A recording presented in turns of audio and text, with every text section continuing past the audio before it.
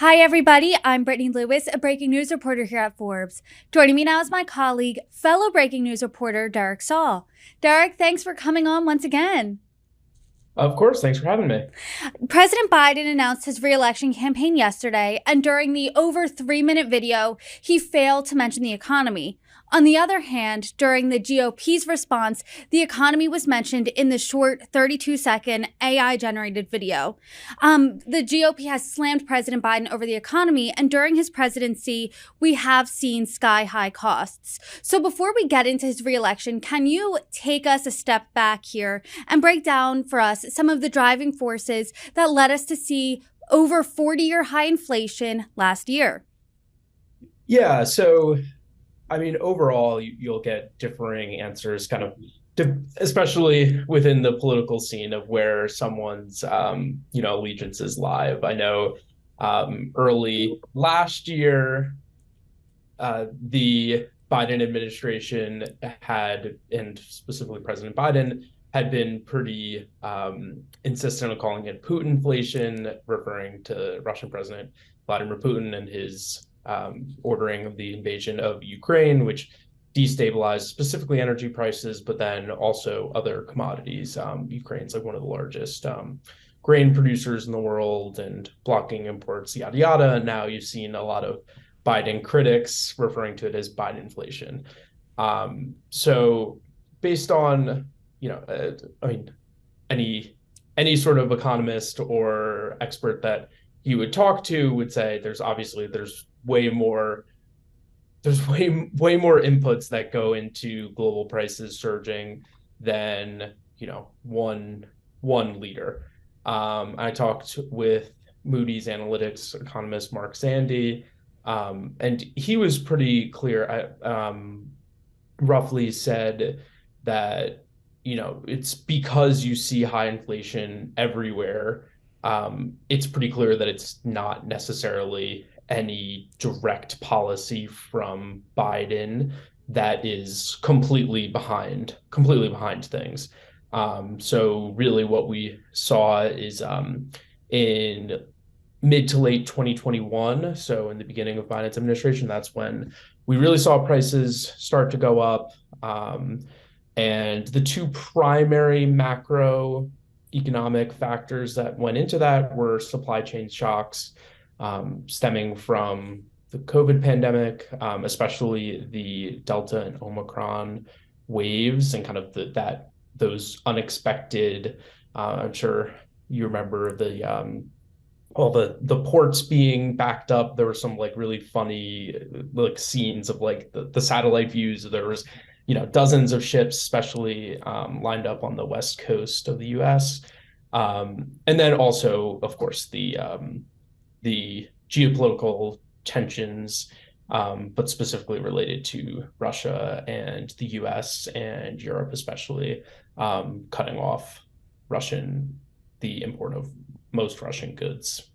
So what you're mentioning are international issues for the most part. Both the pandemic and Russia's war on Ukraine have impacted the entire globe.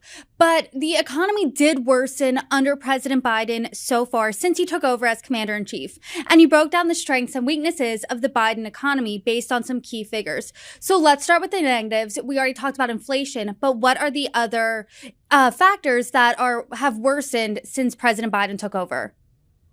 Yeah, so I will say of also kind of the main policy that was passed under Biden was the American Rescue Plan, the COVID stimulus package that was passed a couple months after he came into office. Zandy, that when I talked with him, he was pretty complimentary of it. If it definitely helped to stimulate the economy, create jobs, but also plenty of critics will also look at of how the stimulus checks especially related to the stock market, probably helped to create an artificial bump in equity prices. There was the rise of, this is a smaller chunk of things, but the rise of the Reddit meme trading, stuff like that. People did kind of have these, this newfound income that came across. So going back with that of the negatives, I think the most clear negative is definitely decline in household financial health. And I mean, I will say, I mean, I think it's hard with any, looking at under any administration, how, prior policies of earlier administrations, or especially too, I mean, just, like big macro events. So for example, Americans now are saving only 4% of their disposable income, which compares to 14% 2 years prior.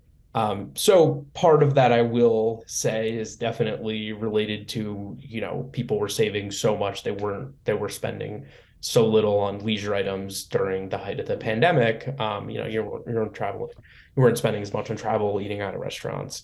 But I think what you also definitely can attribute to higher inflation too is household debt surged 16% to 17 trillion while Biden's been in office. So yeah, I mean, we're seeing people having to spend more, just to get by, with prices being elevated, and also, seeing people, debt climbing, and then debt is also climbing with interest rates surging. And that obviously that comes from the Federal Reserve, which operates independently from the White House, but also it's it's tied in, and the Biden administration definitely has supported these rate hikes to help rein in inflation, but that helps drive up borrowing costs, leads to more household debt, more expensive mortgages, higher rates on student loans, car loans, et cetera. So yeah, there's definitely been ways that the American consumer has definitely been worse off over the last 27 months since Biden came into office. But I think there's plenty of plenty of caveats to also throw in there. And that's definitely a point that Republican lawmakers have really latched onto. I remember last summer, if you watched the Senate floor, one after another would come on and hammer President Biden and his administration over rising costs, which obviously throughout the country's history has been a top key issue for voters, especially as we saw in the midterms. Obviously, that changed once Roe v. Wade was overturned. But I do now want to pivot to some of the positives of President Biden's economic policies. What are you seeing? Some things are funny, especially with related to rate hikes, and also just, I mean, how much of a wrench COVID threw into a lot of our assumptions about the economy. But the jobs market has definitely been really, really strong. And that's kind of been something that Biden has has really held on to. He's said in a speech last year, it's the strongest job market in 80 years.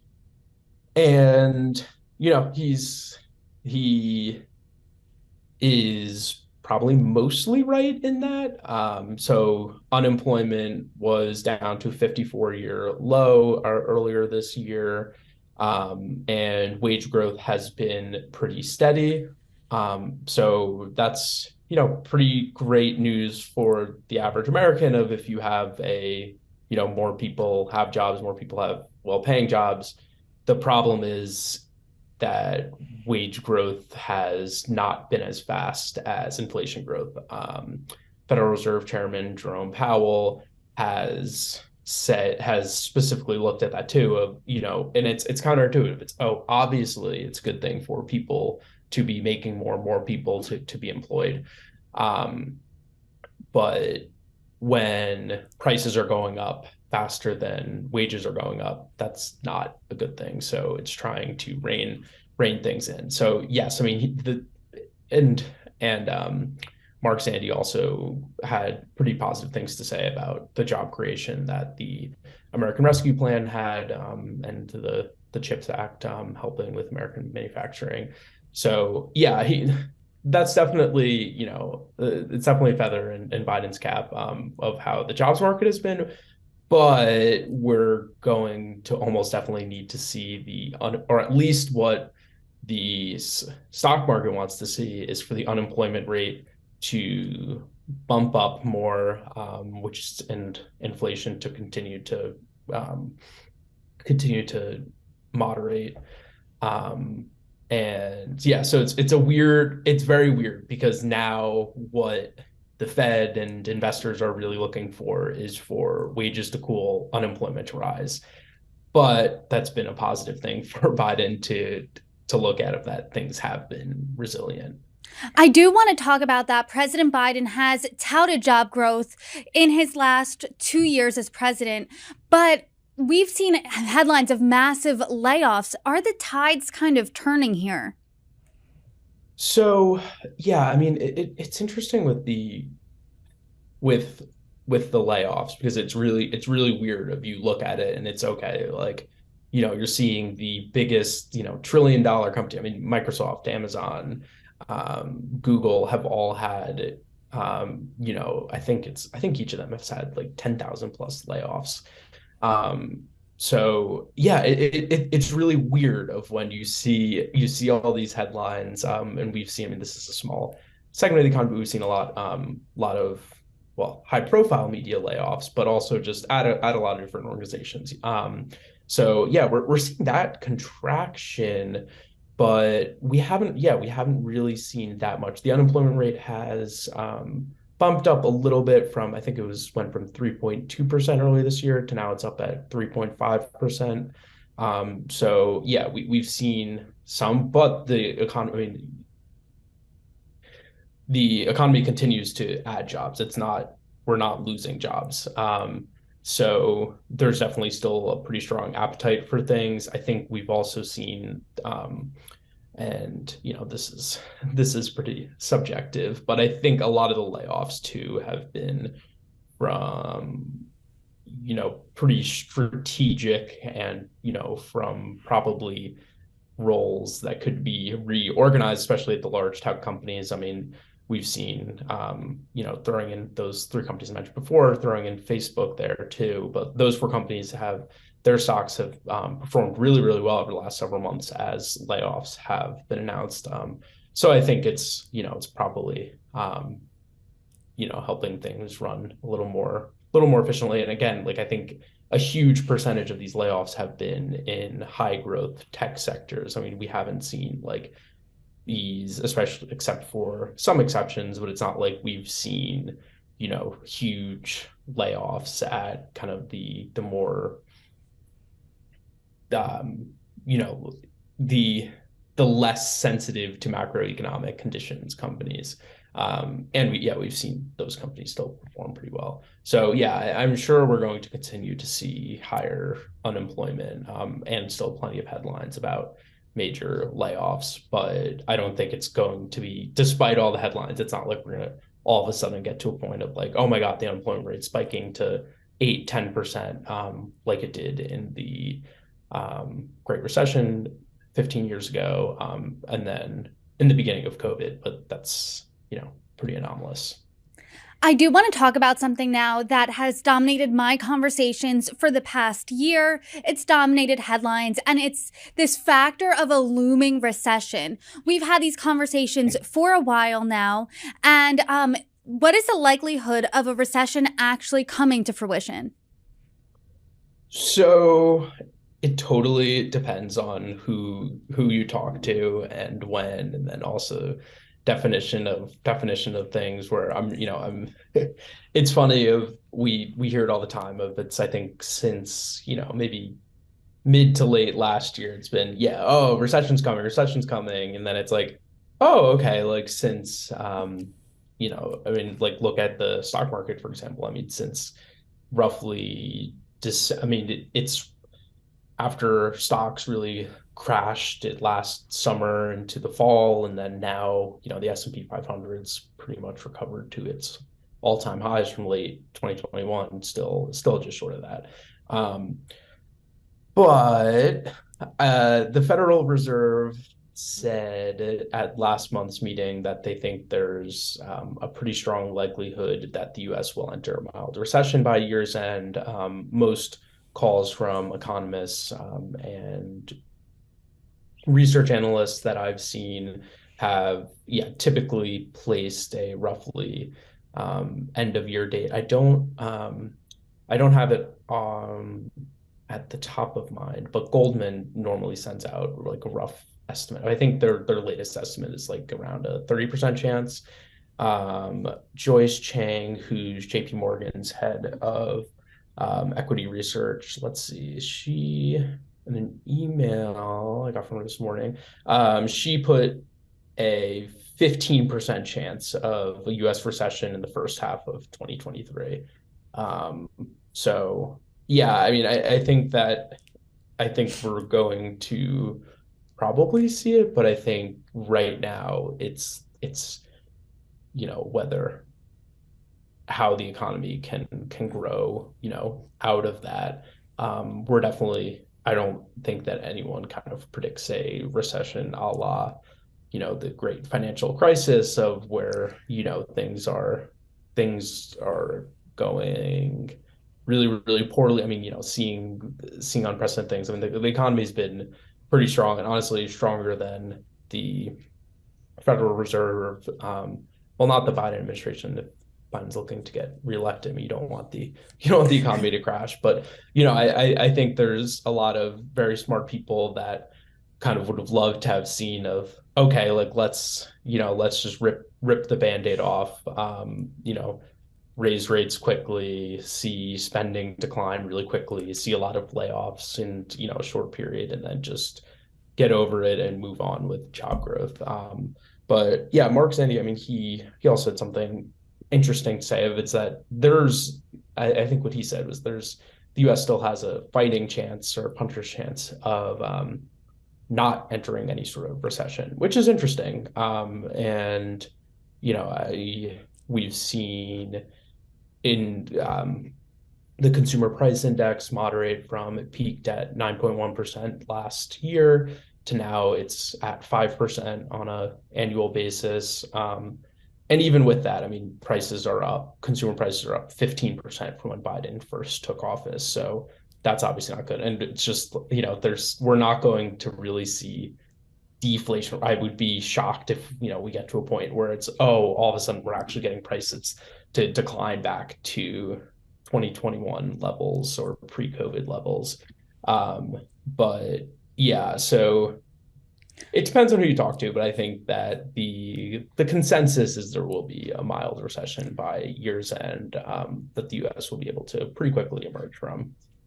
Derek, what you're saying is a mixed bag. I mean, on one hand, obviously, it's good that you're saying, based on your reporting, that a recession wouldn't reach the magnitude of the 2008 financial crisis. And for those of us who remember that, obviously, we can breathe a sigh of relief. But when we hear recession, it's still not good at all. And the economy is a top kitchen table issue for many voters. So what does the next year and a half look like for President Biden? Do you think he will turn things around, or is it once again that type of thing based on who you ask? Yeah, I mean, look, I think it's hard to, you know, it's hard to know too of what will obviously resonate with voters. I mean, kind of what his approach to is that, okay, is he going, if the job market's kind of been what he's really focused on, and then we see a deterioration in jobs and, with all these huge headline layoffs, it feels a little disingenuous to be like, oh yeah, it's like I can't picture Biden stumping in Silicon Valley and being like strongest jobs market, and then there's all these reports of tens of thousands of layoffs at these major tech companies, especially. So yeah, I mean, I think it's weird too in terms of turning it around, where I think, and it's exactly what you said. I think recession is such a negative buzzword, but I mean, in the historically, I mean, how the economy tends to work is pretty cyclical. And I think there was kind of this, especially emerging from the depths of the pandemic, that there was kind of this belief about things are different. Like, things are going to only improve from here, yada, yada. And that honestly probably supported unsustainable growth. There's plenty of experts that that would probably say in retrospect that the US should have raised interest rates earlier. But that was also very, it was very challenging, especially for, say, the Biden administration, of when people are coming out of, the worst pandemic of our lifetimes. You don't want to throw on like bad, you don't want to like throw on bad economic news. And yeah, so I mean, I think overall, I mean, it's going to be it's going to be very partisan, I think, the evaluation of things, because it is a mixed bag. I mean, it's true for whoever Biden's opponents may be, that to say, look, inflation rose, I mean, look at the federal debt rose, household debt rose, and we haven't seen, and yeah, so we haven't seen as strong growth as we're used to in the US. But then on the other hand, it's okay, we kind of navigate, another buzzword we've seen a lot is the soft landing scenario of like, okay, and it seems like the Fed and the Biden administration is doing a pretty good job at threading the needle right now. But it's like, okay, how can we bring inflation down to a more palatable level while also not completely tanking the economy? So yeah, I mean, I think it's going to continue to be a thing of like who you ask, but I think it's exactly that. It's, yeah, kind of like walking that tightrope, and while keeping public perception of things pretty strong. So, Derek, what you're saying is it basically makes sense that President Biden focused on other issues during his announcement opposed to pointing to the economy. And I appreciate you coming on today, Derek Saul. Thank you so much. Thanks, Brittany.